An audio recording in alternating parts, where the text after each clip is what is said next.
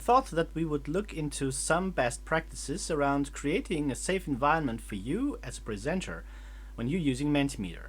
So we have a few features available to make sure that you feel confident using Mentimeter while you're presenting and to feel safe that you don't get any unwanted entries or anything like that. And here, my first tip for you is to use the profanity filter. The profanity filter is basically connected to a large database of known profanities. And if a student would submit a profanity, for example, in one of your questions, then that would just be exchanged to a lot of different symbols and you will not be able to actually read what it said. So I would highly recommend you use that. And how you use it is that we go into Mentimeter, we go up here to the Settings tab and we click on that, and then we scroll down to the very bottom. Here you have the profanity filter, and as you can see here, we have some different languages. You can also choose the setting to always use these chosen languages for all of your presentations. And to select all, for example, so that's how you enable it, and once you have enabled it for your presentation, if someone submits a profanity, you will not be able to read it and it will not show up in your presentation. Two other smaller things that you can do is, if you're using question types like the word cloud or the open-ended, where the students have the option to type their own answer and possibly submit a profanity or something else that might be offensive, then you can also delete unwanted entries. Let's assume you're having a word cloud up, people are submitting words, and you start seeing a word coming in, then you can close the voting. There's a quick way to do this by clicking the letter C on your keyboard. You can close voting and then go back and delete that entry. And then, of course, the word cloud can continue. And the same goes for open-ended answers as well. If you hover over the open-ended bubble, you will be able to see a small trash can and to delete that entry. So that's also something you can keep an eye on.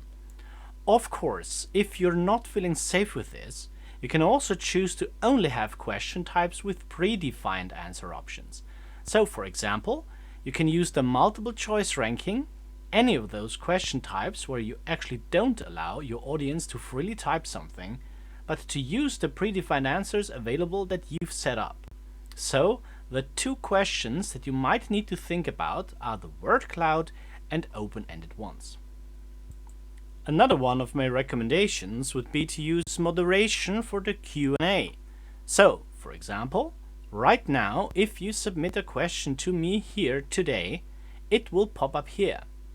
I will see 1, 2, 3, depending on how many questions that I receive. And if I click on it, I will be able to see your questions and pull them up like this and answer them. However, if you enable moderation for your Q&A, that means that all the questions that are submitted need to pass through your colleague or a moderator who will moderate the questions coming in. Let's say I'm running a session and I'm having my colleague with me as a moderator. Then all the questions that you submit in my Mentimeter will show up for my colleague. She will have the option to either approve or dismiss them. If she approves the questions, they will be visible for me here to answer. If she dismisses the questions, they will not be deleted. They will be saved so that I can go back after my presentation and have a look at it, but they will not show up live in my presentation. So that's also a way for you to have even more control over the questions coming in, to make sure that nothing comes in that is offensive and or abusive. So you go back to the edit view in Mentimeter, you will go up here to the setting tab once again. And in here you will have the Q&A functionality. And then below that you have moderation. And as you can see, I've turned it off. So all of your questions will be coming through today, but if you turn this on, then you will get this link. So what you do is you copy this link, you send it to a colleague of yours or whoever you want to have moderating your session. If they click that link, they will be taken to a page where, as I said, all the questions that come in will show up on that page, and your moderator can either accept or dismiss these questions. So in that way, it is very easy. You just go in there, turn it off or on, you can copy this link and share it with a colleague. If you feel very tech savvy, then you can also open this tab on your own computer on a different tab. So let's say that you're screen sharing this tab. Then you can open the moderation in another tab and also moderate the questions yourself as you are presenting. But it might be too much work for you to keep track on both tabs yourself. So I do recommend sharing this link with a colleague, and they will be able to moderate the questions for you in here. The last thing that I also wanted to show you is disable comments from audience. So, as you can see right now, we have this small chat bubble right here. So I have comments enabled, so you will be able to send me comments that will pop up here on my screen for a few seconds. There's two options that you have here. You can easily choose to turn off comments right from the start. So when you start presenting, you don't have comments enabled at all. The second option is to keep it open from the start, as I have right now. And if you start seeing that you get unwanted entries or anything offensive or comments that are not suitable for the teaching environment, then you can also turn it off by using a shortcut. And as you can see here, it says disable comments to click E on your keyboard. So if we do that, then the comments will be removed. If you want to have comments enabled, but then you start seeing that you get a lot of stuff coming in that you don't want to have, then you can just click on E to remove it. And then when I click E now again, I enabled the comments once again.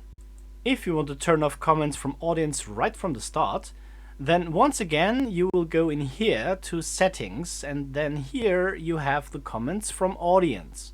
And right now I have it turned on, but of course you can turn it off as well. And then it will be off for your entire presentation and for all slides. Let's take a look at a question from the audience. Is there any way for participation to be non-anonymous? Good question. So, Mentimeter as a platform is built to be completely anonymous. There are ways for you or workarounds that you can do to make it non-anonymous. For example, in the beginning of your lecture you can have a question that is called quick form. And you can ask your students to submit their name or email address or whatever it might be. And then as you go along, all the answers that they submit in your upcoming questions or questions that they ask will be connected to that email address or the name that you asked them to submit at the start of the presentation are linked. So that's one way for you to do it. So for example, then if I would submit my name, then you would be able to see everything that I submitted throughout your entire presentation and all the questions that I asked. Of course, this is dependent on that the students actually choose to submit their name, and they of course choose to submit their own name and not someone else's name or a fake name. So there are some workarounds, but as a standard, Mentimeter is completely anonymous. So I hope that these tips will help you stay safe, and I will see you next time.